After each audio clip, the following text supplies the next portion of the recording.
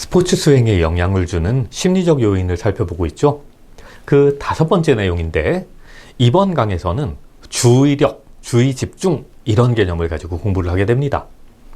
주의력이 높고 주의 집중을 잘하는 사람들이 그 무얼 하든 과정도 잘 진행될 테고 결과도 좋겠죠. 그건 스포츠의 수행, 운동의 수행에서도 마찬가지일 거예요. 주의력이 높은 사람들이 있고요. 그리고 주의 집중력이 또 높은 사람들이 있어요. 주의력이 높다라는 건 주의를 기울일 힘이 높다는 거죠. 그죠? 그리고 주의 집중력이 높다는 건 이번엔 주의를 적절하게 모을 줄 안다는 거예요. 조금 개념이 다를 것 같긴 한데 어쨌든 크게 뭐든 간에 그런 것들이 잘 되는 사람, 그런 힘이 좋은 사람, 에너지가 좋은 사람, 이런 사람들이 경기 수행을 잘할 겁니다. 지금 이번 강에서 공부할 내용이 바로 그겁니다. 자, 스포츠 수행의 심리적 요인 5번째, 주의 집중이에요.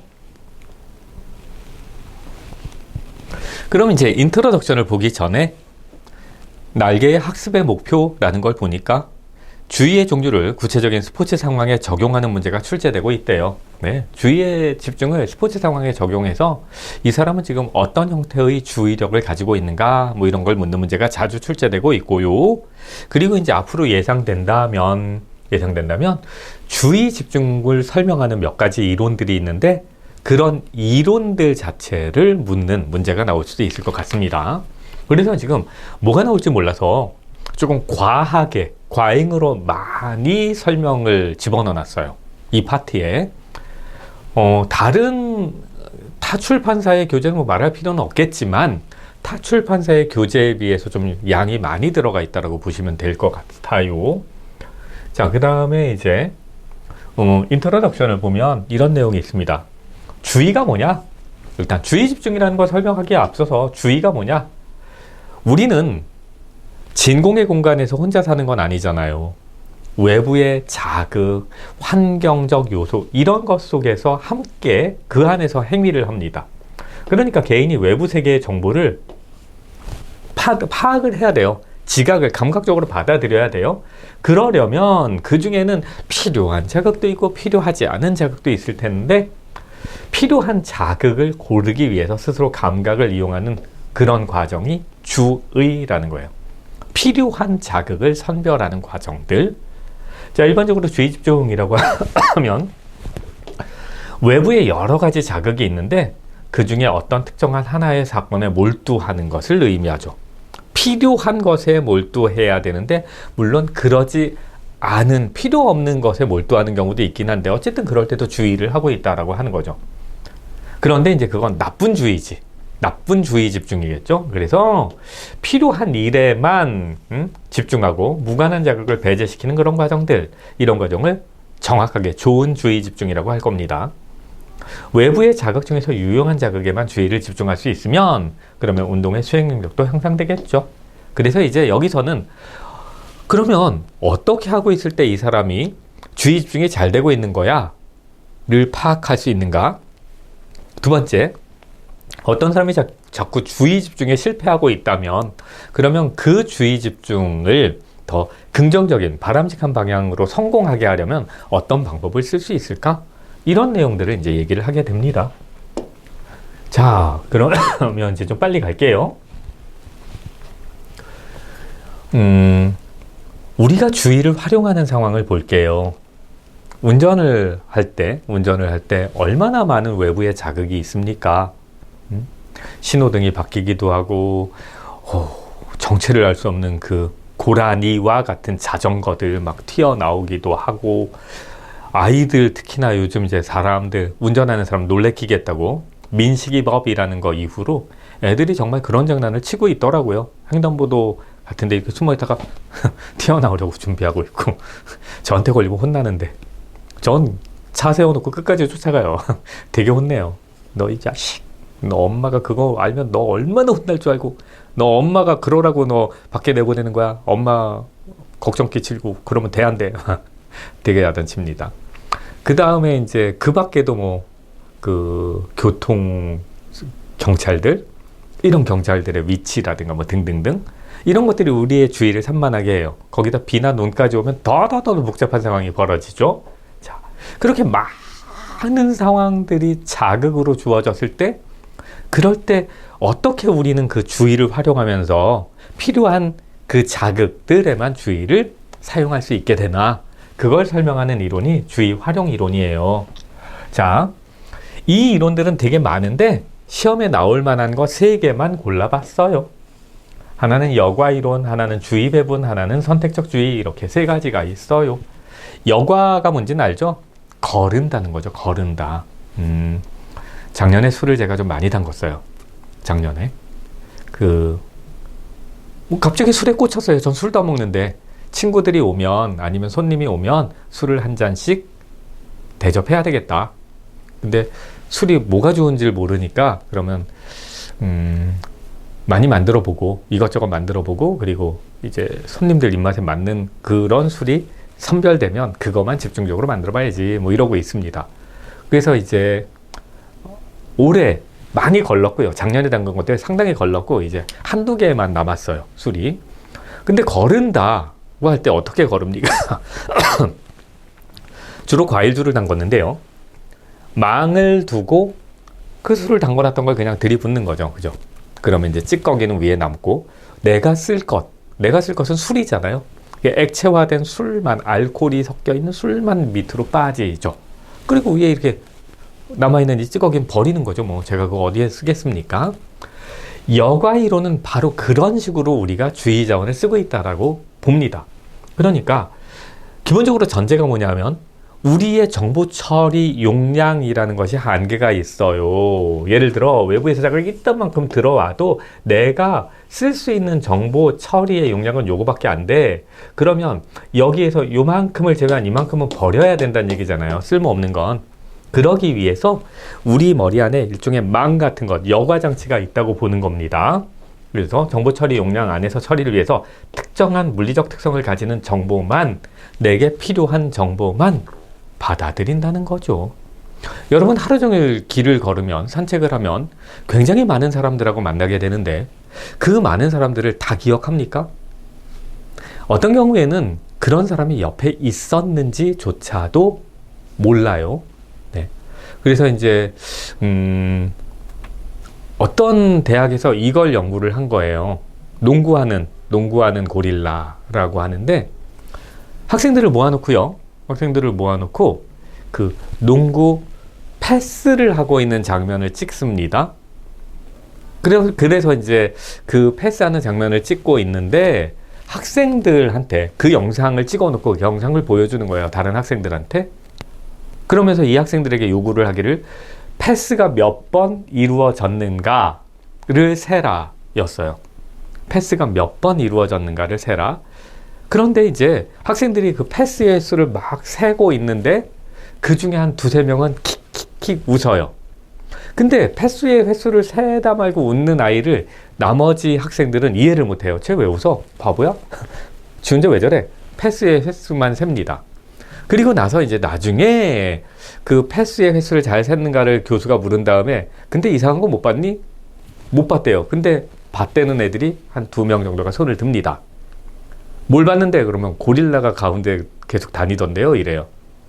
그때서야 이 패스의 횟수만 셌던 친구들이 뭔가 자기가 놓쳤다는 걸 알아요. 그래서 영상을 다시 보여주잖아요. 그러면 패스를 하고 있는 와중에 고릴라의 그 복장을 한 인형을 뒤집어 쓴 누군가가 그 사이를 계속 왔다 갔다 거려요. 나갔다가 다시 들어와서 슥 지나가기도 하고. 근데 아무도 그걸 못 보고 패스의 횟수만 세고 있는 거예요. 몇 명만 보고 킥킥킥 거리고 있는 거고. 자, 왜 그런 일이 벌어질까?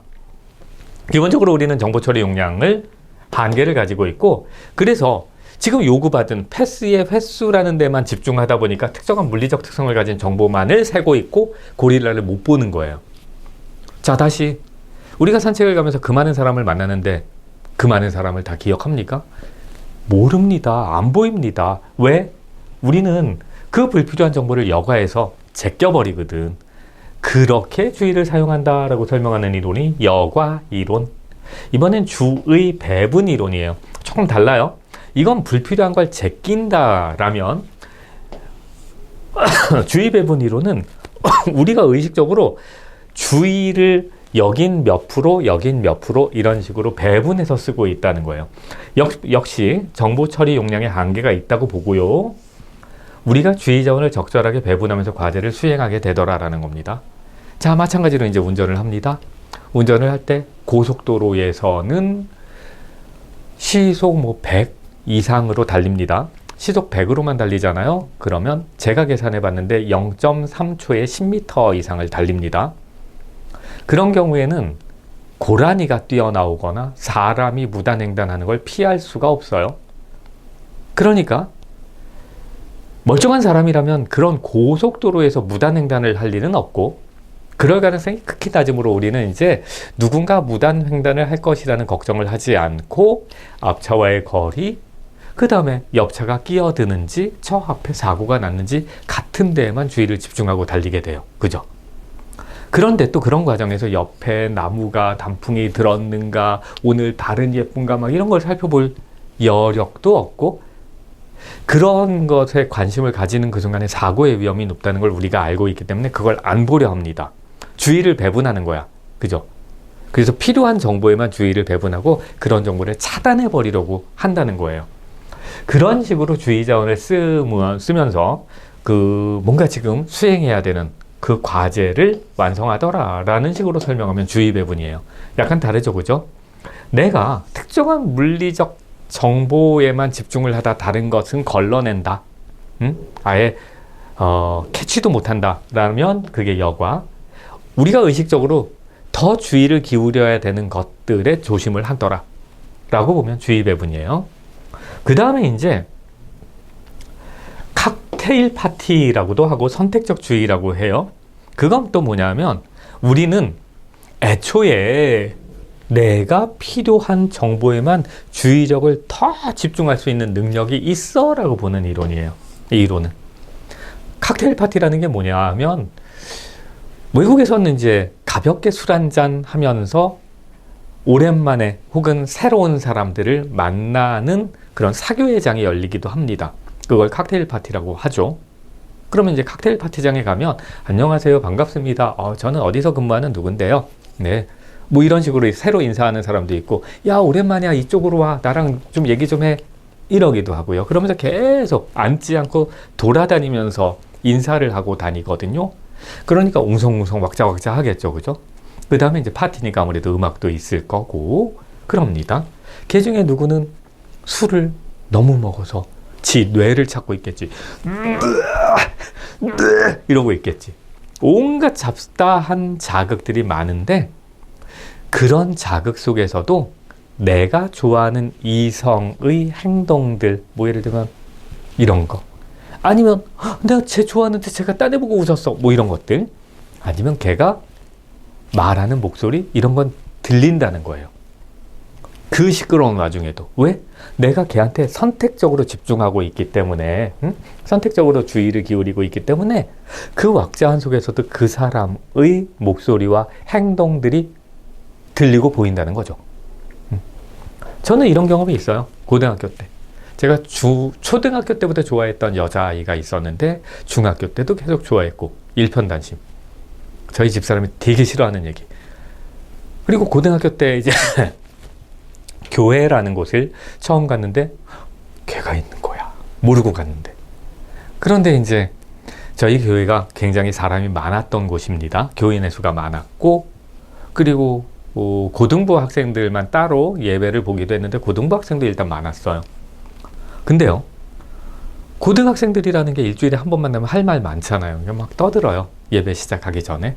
웅성웅성하죠. 막 시끄럽고. 근데 제가 앉아있으면 그 친구의 발소리가 들리는 거예요. 또박또박. 다른 발소리와 그 발소리를 제가 구분하더라고요. 그럼 그때부터 심장이 막 나대. 벌렁벌렁. 내 옆에 앉아라, 내 옆에 앉아라, 내 옆에 앉아라. 제가 굉장히 내성적이고 내향적이라고 여러 번 말씀드리잖아요. 나 좋아, 너 좋아 라고 한마디만 했으면 되는데 그 말을 못하고 내 옆에 앉아라. 그러다가 내 옆에 앉아주면 심장이 터질 것 같아. 좋아서. 근데 내 옆에 안 앉고 딴 데 가. 그러면 또 이제 막 그날 하루 종일 기분이 별로야. 그런데 그 친구의 발소리가 들리고요. 그 친구가 밖에서부터 다른 아이들과 인사하면서 들어오는 소리가 들려요. 왜? 그 발소리와 그 목소리만 찾고 있거든. 귀가 이렇게 뒤로 넘어가갖고. 선택적 주의예요. 필요한 정보를 찾아 그것에만 기울이려고 한다. 네, 주의를 기울이려 한다. 선택적 주의 이론 아니면 칵테일 파티 이론이에요. 우리가 이런 식으로 주의를 활용한다라고 합니다. 다시 한번 말씀드리지만 주의를 활용하는 방법을 설명하는 이론은 이거 말고도 되게 많아요. 하지만 이제 가장 대표적으로 이 세 가지 정도를 얘기를 하고 시험 문제도 이 세 가지 중에 어느 거 하나가 나올 것 같아요. 자, 이거 구분해 주세요. 그 다음에 이번엔 주의라는 것을, 인간이 가진 주의라는 것을 혹은 주의력이라는 것을 유형별로 한번 나눠보자는 거예요. 종류별로. 그냥 주의 너무 막연하니까. 그래서 이제 주로 주의를 얘기할 때 두 가지로 얘기를 해요. 하나는 범위, 주의의 범위, 그 다음에 주의의 방향, 이렇게 두 가지로 얘기를 해요. 교재에도 그런 게 있을 텐데 뭐 내적, 외적, 아니면 넓은, 좁은, 뭐 이런 개념들이 보이죠, 이제. 그죠? 이런 거예요. 지금 그 얘기를 설명드리는데, 이제 주의. 우리가 어떤 일을 수행할 때 주의의 범위를 넓게 잡을 수도 있어요. 예를 들면 단체 경기를 하는 선수들을 생각을 해보면 축구 선수야. 손흥민이에요. 저 이제 손흥민. 오늘 손흥민 대보죠, 뭐. 그래서 꼬맹이랑 이렇게 같이 들어가잖아요. 그죠? 들어가는데 막 응원단이랑 와 노래 소리 들리고 응원 소리 들리고 한쪽에서는 야유 소리 들리고 상대방 선수들이 막 들어오고 있는 것도 보이고 그럴 거 아니에요. 그게 지금 다 보여요, 다. 그리고 그런 것들에 다 주의가 기울여져요. 그러면 그럴 땐 넓은 범위에 주의를 가지고 있어 라고 말할 수 있을 것 같은데, 이번엔 내가 어떻게 해야지? 응? 내가 어떻게 해야지? 아니면 이 경기장의 상황은 뭐지? 잔디의 상황은 어떤가? 바람은 어디서 부는구나? 이런 것에만 몇 개의 한정된 외적 자극에만 주의를 가지게 되면 그럴 땐 좁은 주의를 가졌어, 이렇게 말할 수 있을 것 같아요. 그 다음에 이젠 주의의 방향이라는 개념은 뭐냐면, 지금 어떤 일을 수행하는데 내가 정보를 찾아야 해요. 정보를. 이 과제를 수행하는데 필요한 정보를. 근데 필요한 정보가 바깥에 있어. 바람, 눈이 오네, 비가 오네, 이런 것들. 우리 편 선수가 바깥에, 우리 편 선수는 어디 있고 수비수는 어디 있네, 이런 것들이 보여. 그러면 그건 나의 문제가 아니라 나의 바깥에 있는 문제라고 해서 이걸 외적이라고 해요. 외적주의를 가졌어 라고 말해요. 그런데 이젠 어떤 과제를 수행하는데 오직 나의 문제인 거예요. 내가 이걸 어떻게 하면 잘 하지? 근데 바깥에 있는 조건들은 다 파악이 됐는데 그 바깥에 있는 조건을 극복하기 위해서 내가 과거에 어떻게 했었더라? 라고 나의 기억을 더듬을 수 있어요. 그래, 이럴 때 내가 스윙의 크기를 이렇게 했었어. 그때 클럽은 뭘 썼었어. 뭐 이런 거. 그래서 이제 내 안쪽에 있는 기억을 회상하면서 그 기억들의 정보를 집중하고 있으면, 주의를 기울이고 있으면, 그러면 이제 내적이라고 말해요. 이건 이제 설명 다 된 거예요. 그래서 지금부터는 바로 이런 내용을 얘기하게 되는데, 자, 이건 필기할 필요는 없어요. 왜냐하면 뒤에 다 있어요. 지금 했던, 제가 드렸던 말씀만 잘 기억하시면 됩니다. 그럼 일단 주의의 범위, 넓은 주의. 손흥민 선수가 경기장에 입장하면서 그 많은 것들에 다 주의를 기울일 때, 그럴 때 넓은 주의. 한두 개의 단서에만 집중하면 좁은 주의라고 말하는 거죠. 별로 안 어렵죠. 금방 설명 다 해버렸으니까. 그 다음에 이제 외적, 나의 문제가 아니라 바깥쪽의 환경이나 바깥쪽에서 오는 자극에 주의를 기울이면 외적. 그 다음엔 나의 내부에 있는 생각 아니면 심리 아니면 기억까지 이런 곳에 집중하게 되면 내적 주의를 가졌다, 내적 주의의 상태다, 이런 식으로 말을 한다는 겁니다. 앞에서 우리가 이제 주의와 각성과 불안과 그리고 운동의 수행 이런 얘기를 하면서 그 주의란 얘기를 잠깐 했던 적이 있어요. 그죠? 단서, 활용 뭐 이런 것들 그런 얘기를 하면서 자, 그 개념도 같이 가서 복습 한번 해주시면 약간 도움이 될 수는 있어요. 자, 그 다음엔 그러면 이제 이건 문제가 어떻게 나오냐면 실제로 스포츠 경기에 적용하는 문제가 나와요. 실제로 스포츠 경기 상황에 적용하는 거예요. 그러면 골프의 사례를 만들어 드렸습니다. 골프장에 갑니다. 골프 경기를 하러 골프장에 갔는데 바람이 불고 코스의 길이는 어떻고 벙커의 위치는 어디에 있고 그 다음엔 나무는 어디에 어떻게 자라고 있고 심어져 있고 뭐 이런 것들, 그런 것들을 다 볼 수 있죠. 그러면 이제 그런 것들을 다 보고 있으면 외적이다 라고 말할 수 있을 것 같아요. 이쪽을 기준으로 이 위쪽이 외적입니다. 여기가 외적, 여기가 내적. 자, 경기장 전체를 보고 있어요. 경기장을. 그럼 외적이잖아요. 이건 나의 심리나 생각이나 기억이 아니니까. 그런데 그 경기장에 모든 상황들을 다 보고 있으니까 넓은 데 초점을 뒀구나. 그럼 외적으로 넓은 주의를 쓰고 있구나. 이렇게 말할 수 있다는 거죠. 그런데 이젠 볼을 직접 쳐야 돼요. 이제 경기장의 상황이라든가 이런 건 다 파악이 돼서 이제 볼만 보여. 볼만. 그리고 이 볼을 어떻게 쳐야지 라고 결정이 되고 볼만 노려보고 있어요. 그러면 이제 외적이죠. 볼은 내 마음이나 생각이나 심리가 아니니까 바깥에 있는데 그게 볼이라는 한 가지의 자극에 초점이 놓여져 있으니까 그러면 이제 좁은 주의다 라고 말하면 될 것 같다는 거예요. 그 다음에 이제 뭔가 샷을 하는데 장애가 있어요. 지금 뭐 벙커에 빠졌을 수도 있고 그 다음에 이제 정상적인 코스 바깥쪽으로 뭐 좀 풀이 긴 러프 같은 데 공이 가 있을 수도 있고 해요. 그러면 그땐 이걸 어떻게 해결했더라? 라고 고민할 수 있어요. 그죠? 예전에는 내가 이걸 어떻게 쳤더라? 예를 들면 러프 같은 경우에 경사까지 있네. 거기다가 풀이 길고 당연히 그 다음에는 코스의 방향은 앞에 나무도 하나 가려있네? 막 복잡해지잖아.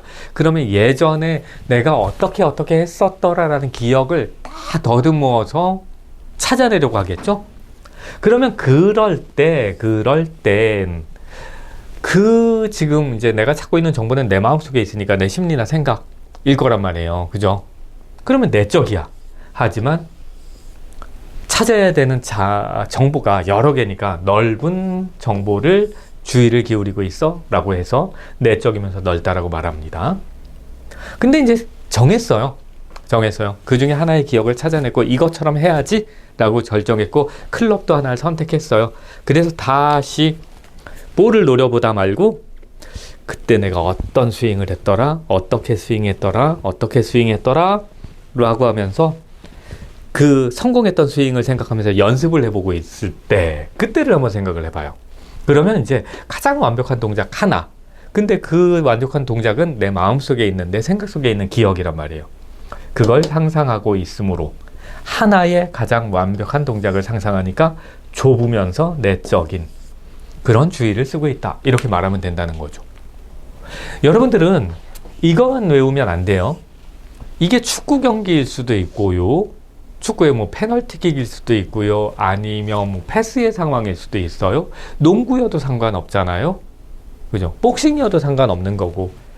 여러분들이 하고 계신 그 종목에 이 상황을 적용해서 사례를 하나씩 만들어 보는 겁니다.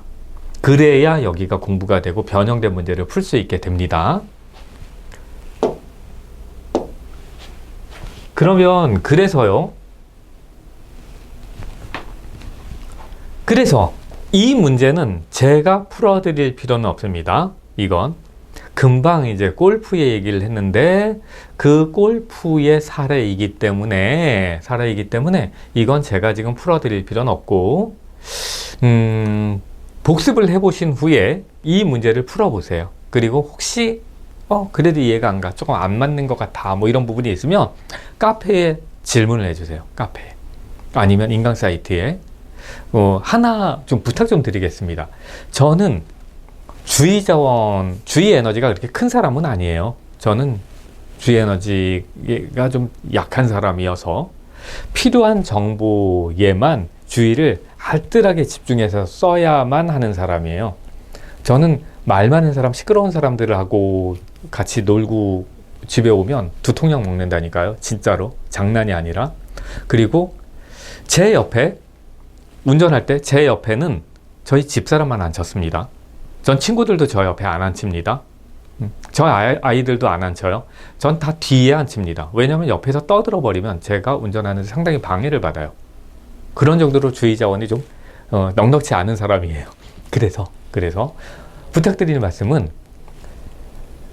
카페를 운영하고 출판사를 운영하면서 여러분들의 편의를 위해서 그 대표 번호를 핸드폰 번호로 운영을 하고 있잖아요. 그죠? 그런데 올해 새로 가입하신 회원 수가 약 한 4,000분 정도가 되시는데, 그런 분들께서 궁금한 내용, 어려운 내용이 있을 때마다 핸드폰으로 질문을 해버리면, 저는 저희 직원들과 저희들이 그걸 응대하는 과정에서 또 저까지 그걸 응대를 하게 되면 제 주의력이 너무 많이 낭비가 돼요. 그러면 그게 결국 어떤 결과로 이어지냐면, 인강이 늦어지거나 인강을 찍는 과정에 제가 자꾸 실수를 하게 돼요. 그러니까 제발 질문, 궁금증은 카페 이용해 주세요. 카페. 저자들도 기다리고 있고 스태프들도 기다리고 있어요. 대기하고 있단 말이에요. 거기에 질문해 주시고, 아니면 뭐 인강 사이트에 질문 게시판, 거기에 글을 올려주세요. 바로 전화하시거나 아니면 뭐 카톡, 문자 이런 것으로 질문하시면 저희가 너무 힘들어요. 양해 말씀드립니다. 자, 그 다음에 이제 이런 것도 질문이 있으시면 그래서 그 게시판 이용해 주십사라는 얘기예요. 그 다음엔 주의 집중을 이 선수가 잘하고 있는지 아닌지 측정할 수도 있을 것 같아요. 그죠? 그리고 이건 아직까지 시험 문제 나오진 않았는데, 시험 문제 만약에 나온다면 어떤 선수가 주의를 잘 기울이고 있는가, 주의 자원을 잘 활용하고 있는가를 측정하는 검사의 방법의 이름은 뭐냐? 그러면 자, 주의 대인관계 유형 검사라고 하기도 하고 TAIS라고도 한다. 이 용어를 우선 기억을 해 주셔요. 그 다음에 여기는 시험 문제 나올 가능성이 뭐 한 60% 정도라고 생각하시면 돼요. 이건 심리학에서 가르치는 내용이에요. 심리학에서. 근데 스포츠 심리학이 심리학의 하위 학문이다 보니까, 그리고 자꾸 문제의 범위가 넓어지고 있다 보니까 미리 선제적으로 교재에 실어 놓은 것 뿐입니다. 그리고 또 하나 이제 임용고사, 심리학의 임용고사에서는 이것도 시험 문제에 나오긴 하거든요. 그래서 이제 실어드렸어요. 한 번씩만 읽어봐 주세요. 그리고 이런 거 공부할 때는 달달달 외우는 게 아니라 실제 사례에 자꾸 적용을 해야 돼요. 실제 사례에 적용하면 좀 쉬워져요. 자, 어떤 사람을 검사했어. 그랬더니 광의의 외적인 주의를 가진 상태라는 검사 결과가 나오는 거예요. 그러면 이제 이 사람은 어떤 상태냐면, 여러 개의 나의 주의를 끌 수 있는 여러 개의 자극이 있을 때 그런 자극들에 다 주의력을 나누어 줄 수 있는, 주의력을 쓸 수 있는 상태 되는 거예요. 이 점수가 높은 사람들은요, 주로 단체 경기, 막 시끌벅적한 단체 경기를 잘할 가능성이 높을 것 같아요. 왜? 많은 환경적 정보를 동시에 소화할 능력이 있으니까. 11명의 선수가 뛰니까 축구 경기장 안에는 22명이 뛰고 있는 거잖아요. 거기다 주심까지 하면 23명이 북적거리고 있는 건데, 그런 상황에서 우리가 주의력을 써야 되는 자극이 얼마나 많겠어요. 근데 그걸 다 파악하고 패스의 길을 찾아. 그죠? 아니면 패스를 할 것인가, 지금 뚫고 들어갈 것인가, 드리블을 할 것인가, 뭐 이런 것들을 결정해. 그럴 수 있는 사람이 여기가 높을 겁니다. 그 다음에 이제 외적 과부하의 상태. 저는 시끄러운 데 가면 분명히 이런 상태라는 검사 결과가 나올 거예요. 제 친구들 중에는 시끄러운 친구들이 있어요. 어쩌다 보니까 이제 그 왜 친구들도 그룹이 있잖아요. 그룹이. 근데 특정한 그룹의 친구들이 다 같이 말이 많아. 다 같이 시끄러워. 그 중에 2명은 경상도 사람이야. 말을 잘라 먹어. 한 사람이 말을 하고 있어요. 그럼 이렇게 그 사람이 무슨 말을 하고 있는가를 끝까지 경청해 주려고 저는 하고 있는데, 말을 잘라 먹어요. 그래 놓고 자기 얘기를 해. 그러면 잘라 먹힌 이 사람도 자기 말을 끝내려고 하다 보니까 이게 오버랩이 되는 거예요. 자꾸 오버랩이 되고 노고, 거기다가 또 다른 애가 다른 화제를 막 얘기를 해요. 그러면 이제 오버랩이 세 개의 음성이 오버랩이 되고요. 막 그래요. 그러면 너무너무 머리가 아파요. 그러면 이제 심리적으로 부담을 굉장히 가져요. 저는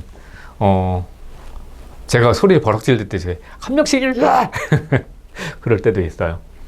근데 이런 점수가 높게 나오면요, 그러면 능력에 비해 너무 과중한 정보를 받고 있다. 그래서 실수할 가능성이 높아지더라. 물 같은 거 없게 되고 뭐 그러더라고요. 저 같은 경우엔. 그리고 제가 말 많은 사람을 옆에 운전할 때 안 앉히는 이유도 바로 이것 때문에 그래요. 쉬지 않고 떠드는 사람들이 있고요. 의무감처럼 떠드는 사람도 있잖아요. 운전할 때 옆자리에 앉았어. 그러면 운전자에게 계속 말을 건네줘야 돼. 라는 사람들이 있고, 의무감으로. 혹은 그 고요함을 못 견디는 사람도 있어요. 계속 얘기해야 되는. 그래서 이제 저는 뒤로 가. 그래요. 그 다음에 광의의 내적. 포괄적인 내적 주의력을 가진 상태. 이 사람, 걱정 많은 사람이에요. 걱정 많은 사람. 근심 걱정 많은 사람. 내일의 걱정을 오늘 땡겨하는 사람 같은 그런 사람. 제가 약간 이쪽이에요. 그래서 학교에서는 지금 세미나를 해야 되는데, 세미나의 첫 발제자가 저란 말이죠. 발표자가. 그래서 지금 벌써 걱정을 땡겨 하죠. 이 세미나 발표의 정도를 어디까지 해야 될 것인가? 그리고 이제 토론의 주제를 어디까지 잡는 것이 맞을까? 그리고 이제 뭔가 그 세미나 때의 장비들은 내가 잘 다룰 수 있을까? 별의별 걱정을 쓸데없이 다 하고 있죠. 포괄적인, 내적인 이 점수를 받은 사람은 한꺼번에 여러 가지를 생각할 수 있는데, 근데 분석적이고 사려가 깊기는 해요. 광의의 내적, 이게 점수가 좋은 사람은 저는 여긴 아니고 이쪽이겠네. 근데 그게 과부하가 되는 거예요. 그래서 심리적 부담이 있다니까요. 그걸 잘 쓰면 광의의 내적이고, 그게 과부하가 걸려요. 그래서 주의와 사고가 산만해지고 또 이제 실수를 유발해요. 제가 이런 경험이 있는데, 세미나 하면서 준비를 많이 해갔는데 준비한 걸 다 발표를 못 하는 거예요. 다 얘기를 못 하고 나오고, 아니면 이렇게 툭툭 건너뛰어서 비약을 해버리고 그런 경우가 있어요. 저 지금 그게 걱정이 되네. 그게 내적 과부의 상태예요. 가장 좋은 상태는 여기 효과적인 주의 집중의 상태. 한 가지 과제, 필요한 과제에 대해서 효과적으로 주의를 집중할 수 있는 능력이 있는 딱 최고의 운동 수행의 모습을 보여줄 수 있는 그런 상태겠네요. 그 다음에 이제 주의 확산의 실패인 건 어떤 거냐면, 주의력이 확 약화돼 버린 거예요. 선천적으로 주의를 기울이지 못하는 거예요. 주의가 주의가 좁아져요. 그래서 이 사람들은 폭넓은 주의를 가져야 할 때 그러지 못하면서 실수를 저질러요. 제가 보기에 과잉행동장애라는 그 증상이 있잖아요. 그죠? 그런 과잉행동장애나 집중력 장애의 경우는 이거보다는 이쪽인 것 같습니다. 제가 가르쳤던 아이 중에 이런 증상을 가지고 있는 학생이 있었어요. 저는 그걸 과연 장애라고 봐야 되는가, disabled라는 용어를 써야 되는가는 잘 모르겠어요. 그런데 있어요. 그 친구는 외부의 자극이 있을 때마다 일일이 반응을 해요. 일일이. 호기심도 굉장히 많고, 그리고 똑똑하고 유쾌한 아이였습니다. 근데 모든 것에 다 주의를 줘요. 근데 주의를 줬을 때 하나에 꽂히면 다른 걸 못 봐요. 하나에 꽂히면 다른 걸 못 보고 그게 순간적으로 빠바바바방 일어나요. 보고 있으면 얼마나 불안한지 모릅니다. 그래서 물 업고 다니고요. 그리고 여기서 저기까지 걸어가는데 이 사이에 책상 걸상들이 있지 않습니까? 그걸 못 봐요. 그래서 그걸 넘어뜨리고 가고 다른 아이를 치고 가고 이래요. 그러니까 걔는 집중력이 워낙 약해져서 필요한 데조차도 주의를 잘 기울이지 못하는 거예요. 폭넓은 주의를 가져야 할 때 그러지 못하고 실수를 합니다. 사고 나요, 사고. 자, 이게 이제 주의력을 측정하는 검사이고요. 그 검사에서 하나, 둘, 셋, 넷, 다섯, 여섯 가지 정도의 상태로 주의력을 설명합니다. 이건 제가 지금 설명드렸던 것처럼 구체적인 사례를 통해서 생각해 보시면 될 것 같아요. 그리고 이런 검사가 TAIS다 라는 것까지만 우선은 기억하시면 좋겠습니다. 그 다음엔 이번엔 주의와 경기력의 관계라는 걸 보면 되겠군요. 주의와 경기력의 관계. 아무래도 주의력을 잘 활용하는 사람들이 경기력이 좋겠죠. 그죠? 주의력을 잘 활용하는 사람이 에첼이라는 분이 그래서 주의력을 설명하면서 주의 집중을 설명하면서 그 주의 집중에 영향을 주는 두 가지 요인을 얘기를 합니다. 두 가지 요인. 그게 하나는 뭐냐? 에너지의 소비라는 겁니다. 또 하나는 시야예요. 시야. 이 환경을 경기를이라고도 하고 환경을 읽어내는 시야. 이 두 가지가 주의 집중에 영향을 준다는 거예요. 여러분들은 주의력이 좋으신 편인가요? 저는 주의력이 좀 괜찮은 편이긴 한데, 그런데 이제 왜 주의력이 좋을까? 그걸 이거 가지고 설명을 하면, 저는 우선 에너지의 소비에서 주의 에너지의 용량은 굉장히 적은 편입니다. 저는. 그래서 한꺼번에 너무 많은 주의 자극들이 들어오면 저는 정말 힘들어요. 멀미가 나기도 하고요. 두통이 금방 생겨버리기도 합니다. 그래서 저는 그걸 기빨린다 혹은 사람 멀미했다 뭐 이런 식으로 얘기하거든요. 그래서 두통약 진짜 먹어야 돼요. 경상도 사람 만났을 때. 제가 서울말 쓰지 않습니까? 그런데 저희 집안이 경상도 집안이에요. 경상도 사람들은 일단 목소리가 커. 그 다음에 따따따따따따 뭐 이런 느낌이에요. 말을 할 때. 저희 이제 친척분들이 다 한꺼번에 모이면 어후, 말도 못해요. 그래서 그 속에 앉아 있으면 제가 막 너무너무 힘들어요. 그래서 항상 구석에 숨죠. 방에 숨거나. 어렸을 때 항상 그래서 이제 어른들은 제가 굉장히 내성적이고 그래서 쑥스러움을 많이 타고 그런 줄 알고 있어요. 사실 그런 측면도 있지만 사실은 시끄러워서 숨은 건데 머리 아파서. 저는 이게 약해요. 대신에 이건 길어요. 이건. 그러니까 환경적 요인들이 좀 갖춰지면 그 주의를 집중하는 시간이 굉장히 깁니다.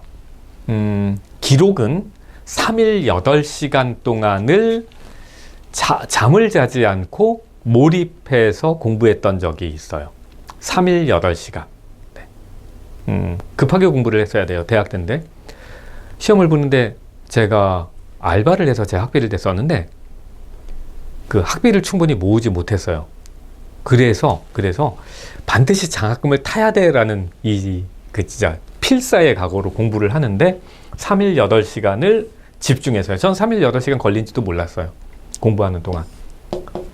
그러면서 이제 주의를 집중했고, 그리고 나서 그 과제를 맞춰놓고 갔습니다. 완전 쓰러졌어요. 쓰러져서 이틀을 잤습니다. 그랬더니 저희 어머님은 그 과제를 끝내고 여행 간 줄 아셨대요. 근데 이틀 만에 제가 문을 툭 열고 나왔어요. 화장실도 안 가고 밥도 안 먹고 이틀을 쓰러져 있던 거거든요. 문을 열고 나왔더니 저희 어머님이 그랬던 적이 있네요. 저는 요건 낮은데 요거는 좀 강한 편이에요. 그 다음에 이제 경기를 잃는 시야인데 융통성. 저 요거 굉장히 약해요. 주의를 전환하는 능력은 좀 약해요. 저는. 그래서 하나에 꽂히면 그게 끝장이 나야 되는데 끝장이 나기 전에 다른 것으로 넘어가는 것을 잘 못 견뎌하고, 그래서 이 사람 말이 끝나기 전에 말 잘라 먹으면 되게 화냅니다. 너 조용히 하라고 해요. 융통성. 전 약한 대신에 이게 좋아요.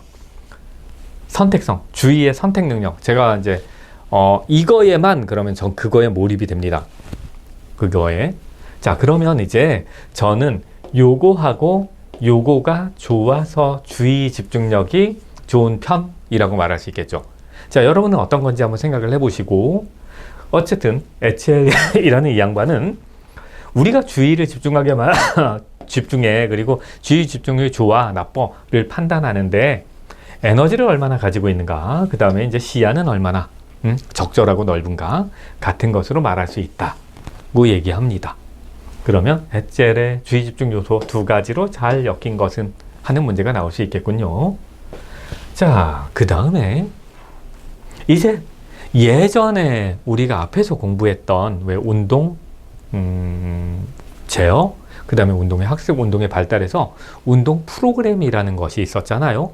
그걸 잠깐 다시 한번 보는 거예요. 그걸 다시 회상해서.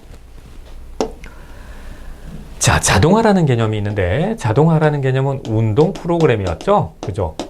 프로그램이라는 거였고, 그럼 운동 프로그램이 주의 자원과 어떻게 연결되는가?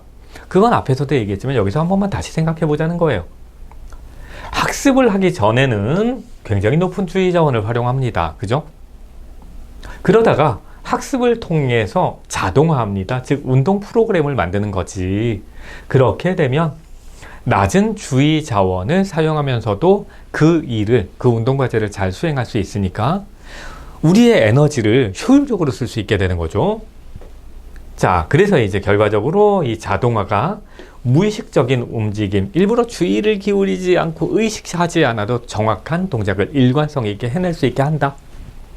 그 다음에 효율적인 정신에너지, 주의 자원을 활용하는 에너지, 이건 정신에너지죠. 그걸 효율적으로 활용할 수 있게 되고, 그러면 하나의 운동 프로그램이 또 다른 운동 프로그램으로 전이 되고 파생되고 전이 되고 파생되고 이러다 보면 여러 가지 기능들을 동시에 수행하는 것이 가능해지더라. 그러니까 결과적으로 자동화라는 건 주의 자원을 절약하는 일이 되는 거고, 그래서 결과적으로 경기력을 향상시키는 데 도움을 준다더라. 뭐 이런 거죠. 이건 앞에서 했던 내용을 다시 반복해 본 거예요. 그러면 이제 이렇게 앞에 했던 내용을 다시 반복한 김에 앞에서 우리가 이제 뭔가 각성이라는 개념, 불안이라는 개념, 뭐 이런 것들과 경기력의 관계를 공부했던 적이 있습니다. 그때 공부했던 내용들을 다시 가서 한번 싹 살펴보시면 다시 이 주의력하고 상관 있는 이론들이 몇 개가 있어요. 그래서 그 이론들도 같이 복습을 해주시면 상당히 도움이 될 것 같아요. 자, 그 다음에 이제 거의 끝나가고 있어요. 주의와 경기력의 관련성이라고 하는데, 자, 그러면 이제 이 내용들은 뭐냐면 우리가 어떨 때 주의력이 높아지고 어떨 때 그 주의력이 높아지거나 아니면 낮아지고 그것이 어떻게 우리의 운동 수행에 영향을 줄까의 문제예요. 앞에서 공부했던 이론들 중에 주의를 어떻게 활용하는가, 우리가 어떻게 주의를 집중하게 되는가의 이론이 있었잖아요. 그죠? 그건 이제 주의를 활용하는가의 이론으로 여과라든가 주의 배분이라든가 이제 선택적 집중 뭐 이런 얘기들이 있었는데, 이건 주의력이 어떻게 경기력에 영향을 주는가요? 조금 다르죠? 우선 산만 갈등 모형이에요. 산만 갈등 모형. 이건 산만해지는 상황에선 주의 집중이 안 된다는 이론이에요. 아주 간단합니다. 산만해지면 주의 집중이 안 되는 거예요. 자, 지금 여러분 공부하시는데 공부하시는 환경을 한번 둘러봐 주세요. 지금 어떤 환경에서 공부하십니까? 책상 위에 물건 정리 잘 되어 있습니까? 아니면 좀 어지러워져 있습니까? 핸드폰 옆에 있습니까? 없습니까? 아니면 뭐 TV 같은 거 켜 있습니까? 아니면 설거지하고 계신 거 아니죠? 운전하고 계시거나. 지금 말씀드린 이런 상황들이 산만한 상황이죠. 이런 산만한 상황에서 우리가 주의를 적절하게 기울이고 집중하지 못할 겁니다.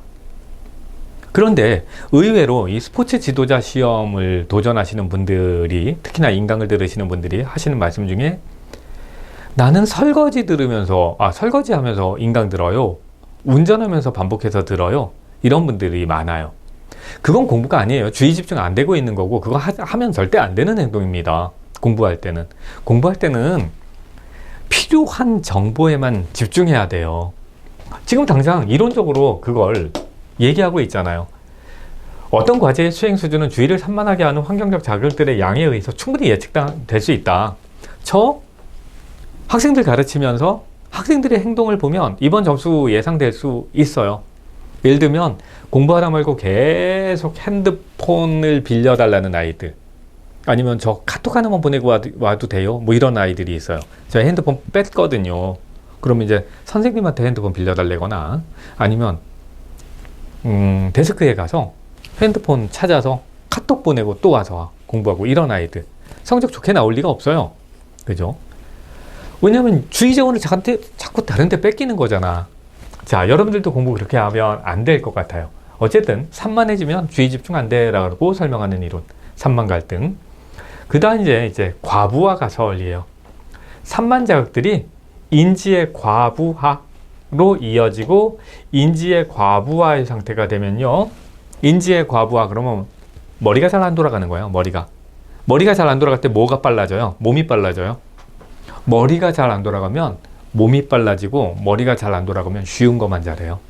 원래 사람이 그래요. 생리학적으로 그렇게 만들어져 있습니다, 우리는. 그래서 산만자극들이 인지의 과부하로 이어지잖아요. 그러면 이 신경계가 그냥 빵 끊어버립니다. 그 인지의 자원을 쓸 수 있는 그 길을 끊어버려요. 차단해요. 그때부터는 동물성만 남는 거예요. 아니면 습관만 남거나. 그래서 쉬운 과제, 습관되어 있는 쉬운 과제는 잘하고 어려운 과제는 못하게 된다. 과부하 걸리면 안 되겠죠, 그죠? 그래서 산만한 자극들을 치워야 되는 겁니다, 공부할 땐.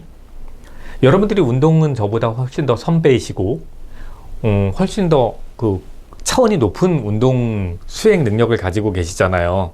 그죠? 하지만 공부 쪽에선 제가 그러잖아요. 그러니까 이쪽은 제 말을 들어야 돼요. 피드백 루프라는 건데, 이건 타인이 자신을 바라볼 때 타인의 기대감 그리고 자신의 실제 행동 사이의 차이를 의식하게 되죠. 예를 들면 우리가 운동 수행을 해요. 코치가 날 가르치잖아요. 아니면 운동 경기장에 갔는데 가족들이 막 응원을 하고 있는데, 내가 어떤 행동을 했더니 가족들이 실망한 얼굴이 역력해. 그렇게 되면 이제 찌그러드는 거지, 위축되는 거지. 근데 그게 보여요. 그러면 이제 운동 수행 능력이 좋아지겠죠, 그죠? 주의를 기울이는데, 이번엔 나의 운동 수행을 지켜보고 있는 이 사람들의 반응에 주의를 기울이고, 그 반응이 피드백이 되는데, 그것 때문에 운동 수행에 영향을 받는다고 보는 이론. 근데 왜 피드백 루프라고 하는 거냐면, 이 타인의 반응이 피드백이 되는 게 한 번에 그치는 게 아니라 계속 반복되기 때문에 루프라는 단어를 쓰는 거예요. 그 다음에 이제 용량 모형. 어떤 특정한 과제 유형에 따라 필요한 기억의 종류가 각각 다르다는 거예요. 예를 들면 복싱으로 설명할게요. 복싱으로 설명할 때 그냥 주먹 하나를 흘리고 피하는 것에 뭐 얼마나 많은 주의 자원이 필요하겠어요. 그죠? 조금만 숙달되면 주먹 하나는 그냥 피해요. 끝날 때까지 한 대도 안 맞을 수도 있죠, 피하기만 하면. 근데 그렇게 하면 이기진 못하는 거지. 정말 한 대도 안 맞을 수 있어요. 프로 선수가 쫓아와도 한 대도 안 맞을 수도 있어요, 도망만 다니면. 뭐 때리려고 그러면 껴안으면 되는데, 뭐 껴안고 붙들고 늘어지고 시간 끌고 잃어버리면 되는데. 하지만 이제 그럴 때는 그런 주먹 하나, 두 개 정도를 피하기 위해서 기억을 회상하고 주의를 쓰고 하는 건 얼마 안 되겠지만, 저 선수가 바보가 아닌데 주먹 한두 개만 치는 건 아니고, 그 다음엔 진짜 주먹만 치는 건 아니잖아요. 가짜 주먹도 치고 막 눈으로도 속이고 별거 다 한단 말이에요. 발로도 속이고. 그러면 그런 것들을 다 파악해서, 그래서 반응을 보여야 될 땐 훨씬 더 많은 기억의 용량이 필요하고 훨씬 더 많은 주의력이 요구될 거란 말이에요. 그렇게 과제의 유형에 따라 필요한 기억의 종류와 아니면 주의력의 종류가 다를 거고, 그러면 수행의 결과도 달라질 거야 라고 보는 이론, 그게 용량 이론이에요. 그게 자, 요런 이론들이 있더라, 주의와 경기력의 관계에 있더라라는 거예요. 이거는 스포츠 심리학에서는 원래 조금 중요하게 다루는 이론들이므로 이건 공부해 두시는 게 좋겠습니다. 시험 문제 나올 수도 있다는 얘기입니다. 이번엔 다 끝났다 이제. 뭐냐면요, 주의력을 향상시키는 방법이에요. 주의력을 향상시키는 방법. 그러면 이제 주의력을 향상시켜. 어떻게 하면 주의력을 향상시킬까요? 여기가 시험 문제가 좀 이상하게 나와요. 훈련의 과정에서 주의력을 향상시킬 수도 있고, 그 다음에 실제 경기장에서 주의력을 향상시킬 수도 있잖아요. 그런데 체육 지도자 연수원에서는 문제를 너무 함부로 만들어요. 정말 비판적으로 평가를 하면 너무 함부로 만들어요. 그래서 경기 상황에서 주의력을 향상시키는 방법, 이런 식으로 문제를 내놓고 말도 안 되는 걸 답이라 그래요. 구분해야 될 것 같아요. 훈련의 상황에서 주의력 향상시키는 건지 아니면 경기 상황에서 주의력을 향상시키는 건지 완전히 다르니까. 그러면 이제 우선 연습의 과정에서라고 생각을 해볼게요. 주의 집중을 향상시키는 방법, 모의 훈련이라는 것이 있어요. 실제 경기와 동일한 조건을 만들어서 연습을 자꾸 실시하는 거지. 그러면 그런 과정을 거쳐서 내가 경기 중에 더 집중해야 되는 요소는 뭐고, 그런 상황은 뭔가, 그리고 덜 집중해야 되는 상황은 뭔가, 이런 걸 알겠죠. 복싱 같은 경우에 초보자들을 처음에 링에 올리잖아요. 그러면 초보자들의 공통점은 뭐냐면요, 이거예요. 시작부터 끝까지 상대방 선수가 한 5발자국 바깥쪽에 있는데도 이러고 있어요. 계속. 그러면서 상대방을 노려보죠. 5발자국이나 밖에 있는데. 네. 그리고 심지어 이제 링에 올라갔을 때 종이 울려요. 그럼 양쪽에서 이렇게 가잖아요. 양쪽에서 링 가운데로. 그런데도 그때부터 이러고 간단 말이에요. 초보자들은. 그러면 그 사람은 주의 자원을 너무 낭비하는 거예요. 정말로 내가 방어를 하거나 아니면 그 사람을 때리거나, 그러니까 수비를 하거나 공격을 하거나 할 수 있는 상황은 한 발자국 앞에 있을 때부터잖아요. 그럼 그때까지는 주의력을 좀 기울이지 않아도 되는 거지. 주의 자원을 좀 쓰지 않아도 되는 거지. 그런데 그걸 잘 모르니까 자꾸 가짜 경기, 스파링이라는 형태의 모의 훈련을 자꾸 시켜서 연습을 시키면, 훈련을 시키면, 그러면 그때부터 이제 주의 자원을 언제 써야 되는지, 언제 덜 써야 되는지 알겠죠. 그죠? 이건 다른 경기에서도 마찬가지 아니에요? 예를 들면 뭐 훈련, 연습 경기, 훈련 뭐 이런 걸 많이 한 선수들이 실제 경기 상황에서도 적절하게 주의 자원을 쓰겠죠. 그 다음에 이제 기능의 과잉 학습이라는 건데, 일부러 여러 주의 자원을 쓰도록 요구해 버리는 거예요. 일부러. 그래서 2가지 이상의 수행을 동시에 연습하면서 주의 배분 기술을 향상시켜요. 복싱장에서도 처음에는 코치가 계속 이것만 해주고, 그러면 이제 선수는 계속 이런 동작으로 피하죠. 그러면 이렇게 피하고 피하는 동작 1-2개를 하는데, 이 집중을 잘못해. 그러면 이제 한꺼번에 막 찔러요. 코치가 화났나 봐. 막 찔른다니까. 근데 그런 것들이 이제 기능의 과잉이에요. 그러면 막 맞기도 하죠. 맞기도 하고, 코치의 주먹 아니면 코치의 밑에 맞기도 하는데, 그런 과정에서 주의를 더 잘 기울이는 연습이 된다는 겁니다. 그 다음에 이제 연습을 자꾸 하고, 운동 프로그램을 만들어가고 하면서 그 자신의 운동 프로그램을 믿게 만들어주는, 신뢰를 심어주는 그런 과정도 필요하다는 거예요. 신뢰 훈련이라는 건. 그 다음에 이제 과정 지향, 목표 설정이라는 건데, 이 과정을 지향하거나 아니면 결과를 지향하거나 하는 얘기는 앞에서 공부했었어요. 그죠? 그러면 이제 과정을 지향한다라는 건 훈련의 단계에 초점을 둔다는 거잖아요. 바로 이것, 스스로 통제 가능한 어떤 상황들, 단계들, 이것에 초점을 두게 만들면, 그러면 그것에만 초점을 두는 과정에서 주의 집중력이 향상된다는 거예요. 그 다음에 기타의 주의 집중 훈련이 있는데, 심상, 이미지 트레이닝, 명상, 눈 감고 마음을 가라앉히고 뭐 여러 가지를 상상해보는 일, 그리고 격자판 훈련이라는 게 있는데, 격자판 훈련은 뭐냐면 주의 집중력을 높이는 좋은 방법 중에 하나인데, 이건 이제 게임에도 있어요. 뭐 숫자들이 막 나열되어 있어요. 동일한 숫자가 2개씩 들어있는 1, 2, 2, 3, 3, 4, 4, 5, 5, 6, 6, 7, 7 이렇게 2개씩. 그래서 동일한 숫자 하나와 하나를 클릭해서 지우고, 2 지우고, 3 지우고, 4 지우고, 5 지우고, 이렇게 그 동일한 숫자들을 지워나가게 만들어 놓는 그런 게임이고, 그게 원래 이제 집중력 훈련이거든요. 그런 것들, 아니면 동일한 그림 찾기, 뭐 이런 게임들 있죠. 그런 거예요. 격자판 훈련이라는 게. 격자 형태의 판에 동일한 숫자나 그림을 올려놓고 그거 지워나가기. 자, 그런 훈련을 시켜요. 그런데 격자판 훈련을 시합장, 경기장에서 쓸 수 있을까? 그러진 않을 것 같은데 체육지도자연수원에서는 시합장에서, 경기장에서 이걸 쓸 수 있다.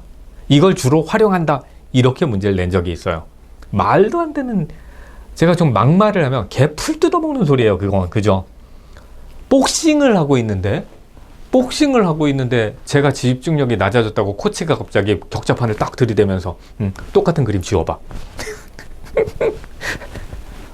그거 어떤 상황에도 안 되잖아요. 펜싱을 하는데 갑자기 쉬는 시간에 그럴 수 있어요? 아니면 축구 경기장에서 그래요? 안 되잖아.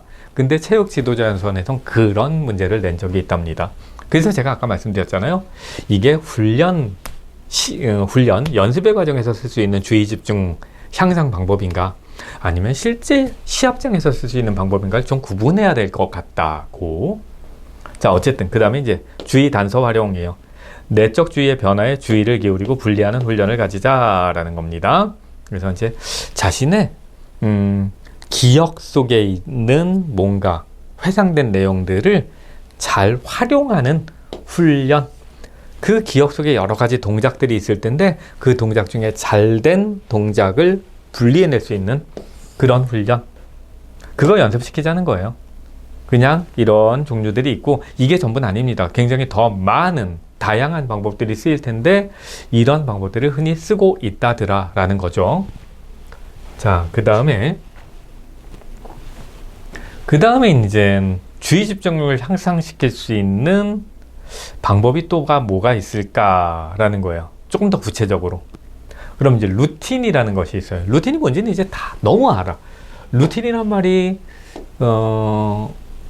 이 심리학에서만 쓰이던 용어인데 요즘은 이제 스포츠에서도 많이 활용되고, 그래서 호나우두라는 선수가 페널티킥이나 프리킥 같은 걸 찰 때 어떤 동작을 하게 되고 뭐 어떤 자세를 취하고, 근데 그게 일관성이 있고 그래서 그걸 루틴이라고 한다. 최근에는 어떤 사람들이 출근 전에 아니면 뭔가를 하기 전에 항상 일정한 동작을 하려고 하고 습관처럼 그걸 반복하려 하는데 그걸 또 루틴이라고 한다. 막 그러잖아요. 그게 루틴이에요. 근데 운동에 참여하는 우리들도 집중력을 높일 때 루틴을 가지자는 거죠. 저도 루틴이 있습니다. 저 공부를 해야 돼요. 제가 공부가 끝난 사람이 아니라 계속 공부를 해야 되는 사람이거든요. 어떤 공부를 하냐 하면 재수생 그리고 이제 고3 아이들을 가르치다 보면 수능에, 저는 국어하고 논술을 가르치다 보니까 비문학에 나오는 사회, 그리고 윤리, 철학, 그 다음에 이제 과학에서는 뭐 물리와 그리고 생물학이라든가 이런 내용들을 계속 공부를 해줘야만 해요. 게다가 또 하나, 제가 지금 그 원래 학위가 하나 있는데 그게 교육공학이야.